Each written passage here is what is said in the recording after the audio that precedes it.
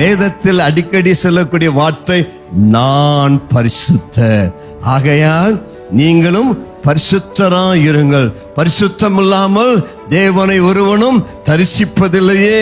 இருதயத்தில் பரிசுத்தம் உள்ளவர்கள் பாக்கியவான்கள், அவர் தேவனை காண்பார்கள். ஆகையால் தேவன் நம்முடைய வாழ்வில் எதிர்பார்க்கிற மிக முக்கியமான காரியம் பரிசுத்தத்தை எதிர்பார்க்கிறார். நம்முடைய பாத்திரம் பரிசுத்தமா இல்லாவிட்டால் இந்த பரிசுத்தமான தேவன் அவருடைய தெய்வீக திட்டத்தை என் மூலமாய் நிறைவேற்ற முடியாது. ஆண்டவரே, என்னை ஒரு பரிசுத்த பாத்திரமாக இன்றைக்கு மாற்றுவீராக. அதுதான் நம்முடைய ஜெபமாய் இருக்க வேண்டும். அதற்கு தான் நம்முடைய வாழ்க்கையில தேவன் அநேக சோதனைகளை அனுமதிக்கிறார். கர்த்தருக்கு மகிமை உண்டாவதாக.